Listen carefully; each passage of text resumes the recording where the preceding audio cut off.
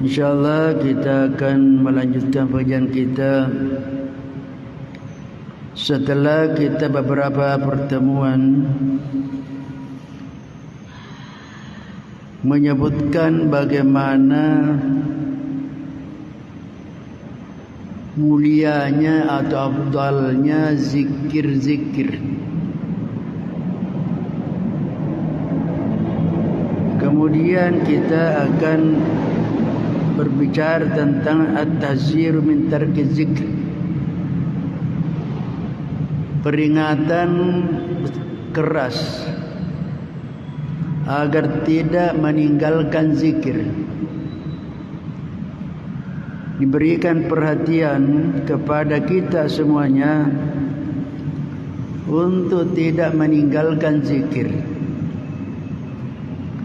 Laqad hadzara Allah Ta'ala ibadahu min tarki dzikrihi fi kitabil karim wa ala lisani rasulih sallallahu. Allah Subhanahu wa Ta'ala di dalam Al-Quran maupun Rasulullah sallallahu alaihi wasallam sudah memberikan peringatan keras kepada hambanya bagi orang yang meninggalkan berzikir kepadanya.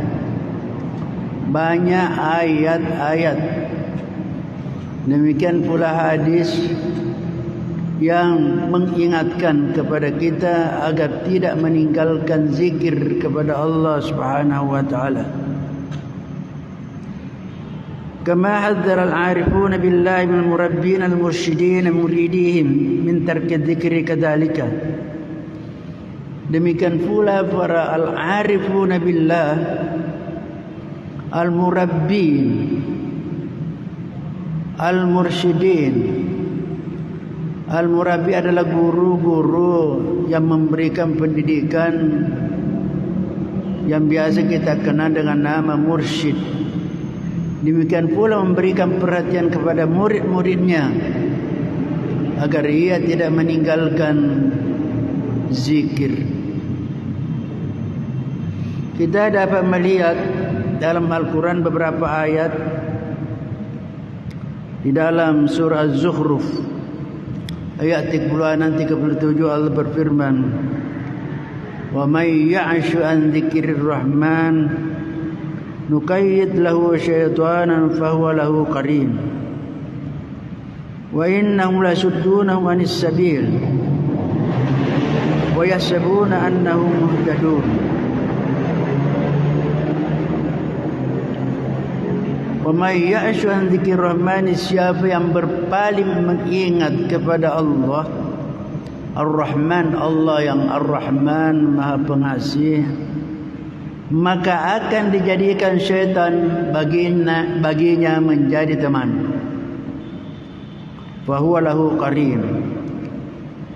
Jadi syaitan akan menjadi teman bagi orang yang tidak berzikir. Ya'ashu, berpaling, tidak berzikir, maka syaitan akan menjadi temannya.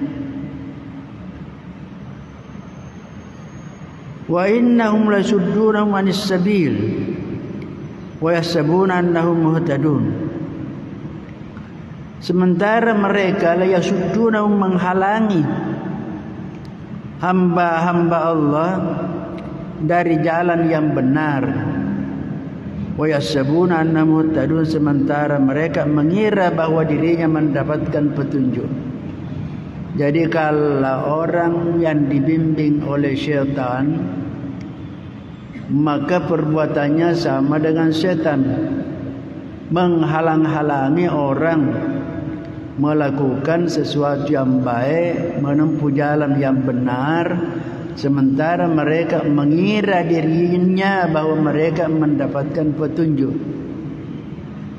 Di dalam tarekat dikatakan, "Man laysa lahu syaikhun fasyaitanu syaikhuhu." Siapa orang yang tidak punya guru pembimbing, syaikh, untuk menuju mendekatkan diri kepada Allah, maka yang menjadi syekhnya, gurunya ialah syaitan. Jadi syaitan mengangkat dirinya sebagai gurunya kalau orang tidak punya guru, tidak punya syekh, tidak punya mursyid di dalam melakukan perjalanan menuju Allah. Karena orang kan biasa selalu mencari yang disebut hakikat, mencari namanya disebut hakikat.